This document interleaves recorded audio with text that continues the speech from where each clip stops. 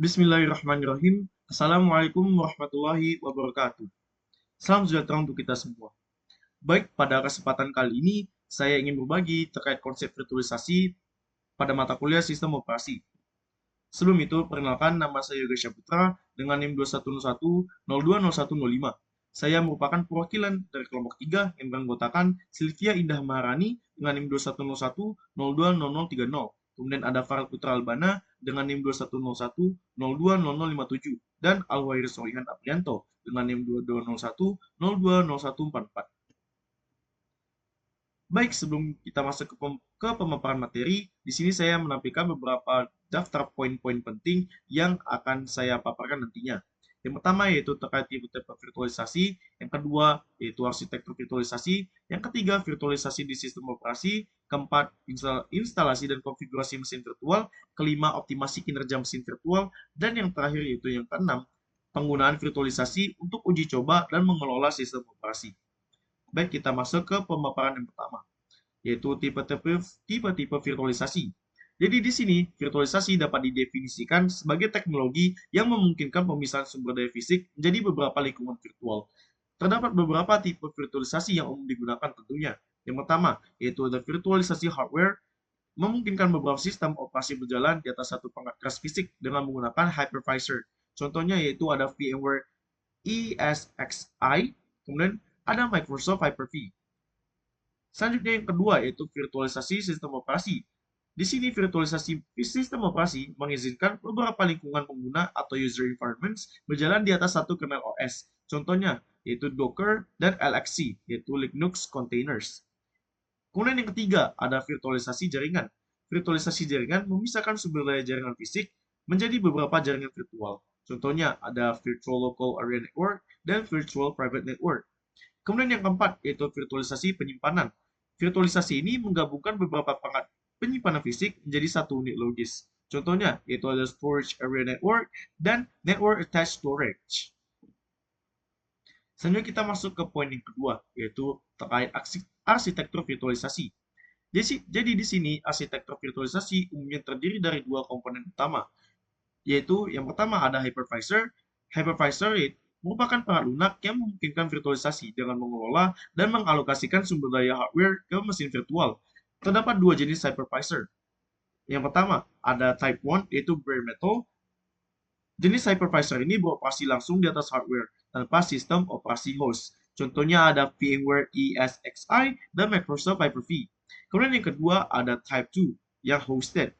Jadi jenis hypervisor ini beroperasi di atas sistem operasi host. Contohnya ada VMware Workstation dan Oracle VirtualBox. Kemudian arsitektur virtualisasi yang kedua yaitu Guest Operating System, yaitu sistem operasi yang berjalan di dalam mesin virtual yang dikelola oleh hypervisor. Next, kita masuk ke pemaparan yang selanjutnya, yaitu virtualisasi di sistem operasi.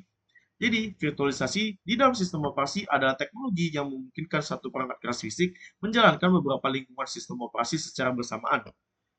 Virtualisasi di sistem operasi tentunya terdapat beberapa jenis, yaitu yang pertama, virtualisasi penuh atau full virtualization. Jenis virtualisasi ini menggunakan hypervisor untuk sepenuhnya mengisolasi sistem operasi tamu dari perangkat keras fisik atau hardware, memungkinkan beberapa OS berjalan secara independen. Yang kedua ada para-virtualization atau para-virtualisasi. Jadi para-virtualisasi memungkinkan OS tamu berinteraksi dengan hypervisor melalui driver khusus, meningkatkan kinerja dibandingkan dengan virtualisasi penuh. Kemudian yang ketiga, yaitu virtualisasi berbasis hypervisor. Jadi virtualisasi berbasis hypervisor mengelola untuk hypervisornya mengelola beberapa mesin virtual atau virtual machine pada satu host fisik, sehingga memastikan setiap VM mendapatkan sumber daya yang dialokasikan. Next, kita masuk ke keuntungan virtualisasi. Terdapat beberapa keuntungan virtualisasi tentunya. Yang pertama, ada efisiensi sumber daya. Dengan adanya efisiensi sumber daya, memungkinkan beberapa VM atau virtual machine berjalan pada satu perangkat keras fisik, mengoptimalkan penggunaan CPU, memori, dan penyimpanan. Kedua, yaitu isolasi dan keamanan. Dengan adanya isolasi dan keamanan, setiap VM terisolasi, sehingga masalah pada satu VM tidak mempengaruhi yang lain. Dan yang ketiga, yaitu terkait dengan skalabilitas. Dengan adanya skalabilitas pada virtualisasi, memudahkan penambahan atau pengurangan VM sesuai kebutuhan tanpa memerlukan perangkat keras tambahan. Selanjutnya kita masuk ke implementasi virtualisasi.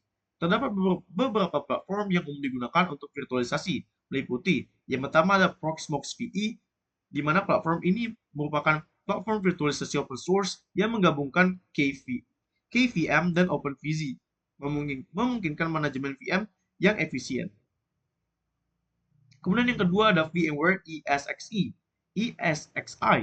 yaitu hypervisor tipe 1 yang menawarkan kinerja tinggi dan virtual manajemen yang kaya untuk lingkungan virtual. Dan yang ketiga yaitu Docker. Docker merupakan platform containerization atau kontainerisasi yang memungkinkan aplikasi berjalan dalam wadah yang terisolasi atau isolated, meningkatkan portabilitas dan konsistensi di berbagai lingkungan.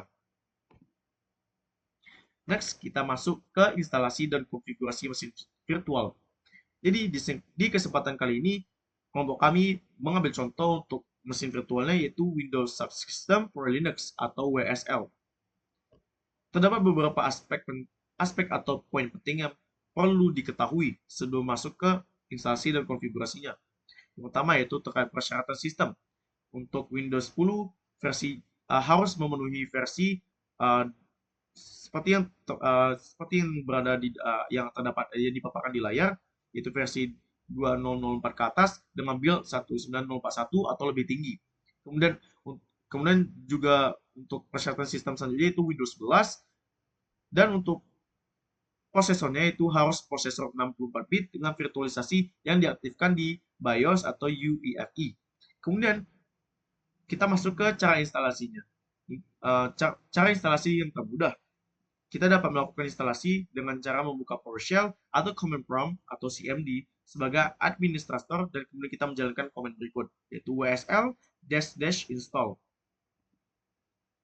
Lalu kita masuk cara untuk melakukan konfigurasi WSL. Di sini kita dapat mengatur atau mengkonfigurasikan WSL 2 sebagai default jika belum. Di sini kita dapat menjalankan command yaitu wsl -set -default -version. Untuk version tentunya kita memilih versi yang kedua. Kemudian kita dapat melakukan instalasi distribusi Linux. Seperti yang kita tahu bahwa untuk Linux sendiri terdapat beragam distro atau distribusinya. Jadi di sini kita dapat melihat distribusi yang tersedia dengan cara menjalankan command yaitu wsl-list-online. Kemudian jika kita sudah memantapkan pilihan kita untuk jenis distro yang ingin kita install di dalam sistem kita dapat menjalankan command berikut. Di sini contohnya jika kita di distro Debian. Jadi kita dapat menjalankan command yaitu wsl-install-d Debian. Selanjutnya setelah kita melakukan konfigurasi dan instalasi distribusi Linux, kita dapat mengatur sumber daya atau mengalokasikan sumber dayanya. Kita dapat dilakukan dengan cara membuat file .wslconfig di folder user Windows. Dengan isi file konfigurasinya yaitu dapat dilihat pada layar.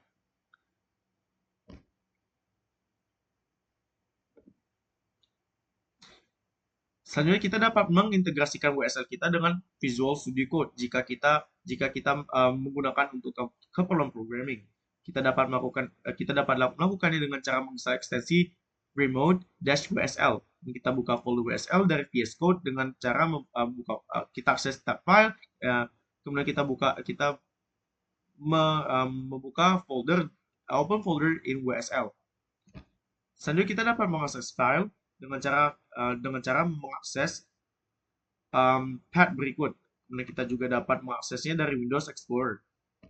Selanjutnya kita masuk ke aspek yang berikutnya, yaitu kita dapat membuat file .wslconfig di folder user Windows dengan isi file manajemennya yaitu wsl-status untuk mengecek status WSL. Ini merupakan command yang dapat kita jalankan untuk melakukan manajemen WSL. Selanjutnya kita ada command saja yaitu wsl-shutdown untuk mematikan semua distribusi, dan kita dapat mematikan distribusi tertentu dengan menjalankan command wsl-t ubuntu misalnya. Kemudian kita masuk ke aspek berikutnya yaitu terkait performa. Kita untuk meningkatkan performa dari mesin virtual yang kita gunakan yaitu WSL, kita dapat melakukannya dengan beberapa cara. Yang pertama, kita dapat menyimpan file proyek di file system WSL untuk performa yang lebih baik. Kemudian kita perlu menghindari menjalankan aplikasi dengan GUI yang berat. Kemudian kita dapat menggunakan pad WSL native daripada pad Windows.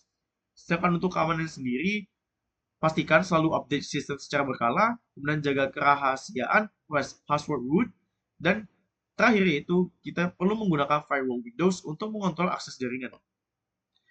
Selanjutnya untuk melakukan backup atau pencadangan, kita dapat menjalankan command berikut. Yang pertama yaitu WSL export ubuntu backup.tar. Jika kita ingin backup untuk distribusi Linux Ubuntu. Selanjutnya kita juga dapat mengembalikan konfigurasi sistemnya dengan cara menjalankan command WSL import ubuntu new. Kemudian kita masukkan pad di mana file yang dicadangkan tersebut berada.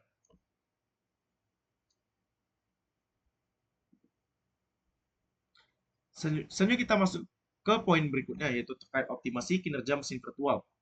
Jadi, terdapat beberapa teknik untuk mengoptimalkan kinerja mesin virtual, meliputi yang pertama, ada pengaturan sumber daya. Kita perlu mengalokasikan CPU dan RAM dengan bijak untuk setiap mesin virtual agar tidak terjadi bottleneck. Kemudian yang kedua, yaitu terkait penggunaan SSD. Kita perlu menggunakan solid state drive untuk penyimpanan sehingga dapat meningkatkan kecepatan akses data. Kemudian yang ketiga, yaitu terkait snapshot dan backup. Gunakan snapshot untuk menyimpan keadaan mesin virtual sebelum perubahan besar dilakukan, sehingga dapat dipulihkan jika terjadi masalah. Dan yang terakhir yaitu terkait monitoring kerja. Kita perlu menggunakan alat monitoring untuk memantau penggunaan sumber daya dan melakukan penyesuaian jika diperlukan. Selanjutnya kita masuk ke aspek atau poin terkait penggunaan virtualisasi untuk uji coba dan mengelola sistem operasi. Terdapat beberapa poin penting yang perlu diketahui. Yang pertama, yaitu terkait efektivitas uji coba sistem operasi. Virtualisasi memungkinkan lingkungan yang aman dan terisolasi untuk melakukan uji coba sistem operasi baru atau pembaruan perangkat lunak tanpa mengganggu sistem utama. Misalnya, media berbasis simulasi dapat digunakan untuk pelatihan instalasi sistem operasi dalam keterbatasan infrastruktur komputer. Kemudian yang kedua, ada pengelolaan yang lebih efisien. Dengan virtualisasi, administrator dapat dengan mudah mengelola beberapa sistem operasi pada satu perangkat keras fisik. Hal ini meningkatkan efisiensi sumber daya dan fleksibilitas pengelolaan, sebagaimana diuraikan dalam pengembangan sistem berbasis virtual untuk efisiensi dan pengelolaan terpusat. Kemudian aspek selanjutnya yaitu fleksibilitas untuk lingkungan pengujian. Virtualisasi memberikan fleksibilitas dalam membuat berbagai lingkungan pengujian secara cepat. Hal ini mendukung pengembangan perangkat lunak dan pembelajaran berbasis teknologi seperti yang ditemukan dalam penelitian terkait multimedia berbasis interaktif yang sudah saya kutip sebelumnya. Dan yang terakhir yaitu terkait simulasi untuk pelatihan dan edukasi. Simulasi berbasis virtualisasi seperti pengembangan media pembelajaran berbasis iSpring memfasilitasi pelatihan tentang sistem operasi dan teknologi terkait sistem interaktif dan praktis. Jadi di sini kita dapat mengambil kesimpulan bahwa virtualisasi merupakan alat sangat bermanfaat dalam uji coba dan pengelolaan sistem operasi, baik untuk efisiensi, sumber daya, fleksibilitas pengujian, maupun edukasi. Jadi dengan adanya virtualisasi, sistem dapat diuji dan dikelola dengan lebih aman, cepat, dan efisien. Selanjutnya saya memaparkan slide tambahan terkait bagaimana kita dapat melakukan konfigurasi virtualisasi menggunakan WSL. Jadi, sebelum masuk ke bagaimana cara kita dapat melakukan konfigurasi WSL ini, kita perlu mengetahui WSL itu sendiri terlebih dahulu. Jadi, WSL atau singkatan dari Windows Subsystem for Linux adalah fitur yang memungkinkan pengguna Windows untuk menjalankan distribusi Linux secara langsung di dalam Windows tanpa memerlukan dual boot atau mesin virtual atau virtual machine yang bisa dikenal dengan VM. Untuk WSL sendiri terdapat dua versi. Yang pertama yaitu WSL 1. Di sini WSL 1 menggunakan lapisan kompatibilitas untuk menjalankan Linux di Windows secara lebih ringan. namun dengan keterbatasan kinerja dan kompatibilitas sistem Linux. Dan yang kedua yaitu WSL versi yang kedua atau WSL 2. WSL ini merupakan peningkatan dari WSL 1 yang menggunakan kernel Linux asli dan berjalan di virtualisasi ringan atau Hyper-V, menawarkan kinerja yang lebih baik tentunya, kompatibilitas lebih tinggi dengan aplikasi Linux, dan dukungan sistem file yang lebih cepat. Nah, virtualisasi dalam konteks WSL berarti menjalankan sistem operasi Linux di dalam lingkungan yang terisolasi di dalam Windows. Untuk WSL 2, virtualisasi ini dilakukan dengan menggunakan kernel Linux asli yang berjalan di atas Hyper-V, memungkinkan akses langsung ke fitur Linux seperti file system, aplikasi, dan alat pengembangan. Hal ini dilakukan dengan cara yang efisien, sehingga tidak memerlukan mesin virtual penuh yang biasa digunakan dalam teknologi virtualisasi tradisional. Beberapa keunggulan dari WSL ini diantaranya yaitu yang pertama, tidak perlu mesin virtual penuh. Kedua, kinerja yang lebih baik. Ketiga, integrasi yang lancar antara Linux dan Windows. Keempat, penggunaan alat pengembang Linux di Windows. Dan kelima, atau yang terakhir, yaitu fleksibilitas dalam pengembangan aplikasi. Selanjutnya kita masuk ke tahap setup WSL di Command Line Windows PowerShell. Atau bisa juga dilakukan di Command Prompt. Untuk tahapan untuk melakukan setup WSL sendiri atau kita dapat atau melakukan konfigurasinya, kita dapat melakukan beberapa tahap. Yang pertama, kita dapat melakukan instalasi distro yang kita inginkan. Sebelumnya sudah saya paparkan pada pemaparan materi terkait bagaimana cara menginstal WSL itu sendiri. Sehingga jadi di tahap ini saya akan menunjukkan bagaimana cara melakukan instalasi salah satu distro Ubuntu. Nah, seperti yang kita ketahui di Linux sendiri terdapat beragam macam distribusinya atau yang biasa dikenal dengan distro Linux. Pada tahapan kali ini saya mengambil contoh untuk distribusi Linux-nya yaitu Ubuntu. Jadi di sini di Command Line Windows PowerShell atau Command Prompt kita dapat menjalankan perintah yaitu WSL -install -ubuntu. Jadi perintah ini digunakan untuk menginstal distribusi Linux Ubuntu pada Windows Subsystem for Linux atau WSL. Dengan menjalankan perintah ini, pengguna dapat dengan cepat mengatur Linux di dalam sistem operasi Windows mereka. Kemudian yang kedua, kita dapat menjalankan perintah WSL -set -default -version 2. Jadi perintah atau command ini digunakan agar kita dapat menjalankan WSL versi yang kedua secara default. Dengan menjalankan perintah ini, setiap kali pengguna menginstal distribusi Linux baru melalui WSL, distribusi tersebut akan secara otomatis menggunakan WSL 2 yang memiliki banyak keunggulan dibandingkan WSL versi pertama. Selanjutnya kita masuk ke tahapan yang ketiga, yaitu perintah WSL. Perintah WSL merupakan perintah default yang kita gunakan untuk mengelola Windows Subsystem for Linux atau WSL di sistem operasi Windows. Jadi perintah ini memungkinkan pengguna untuk menjalankan distribusi Linux secara langsung di Windows tanpa memerlukan mesin virtual atau dual boot. Dengan menggunakan perintah ini, pengguna dapat mengakses berbagai fungsi dan fitur yang terkait dengan WSL, seperti menginstal distribusi Linux, mengatur versi WSL, dan menjalankan aplikasi Linux. Baik, sepertinya itu saja yang dapat saya sampaikan. Terima kasih sebelumnya sudah menyimak video saya. Semoga apa yang saya sampaikan sebelumnya dapat bermanfaat tentunya dan tentunya dapat bisa mendapatkan pencerahan terkait konsep virtualisasi di dalam sistem operasi. Sekali lagi saya ucapkan terima kasih. Assalamualaikum warahmatullahi wabarakatuh.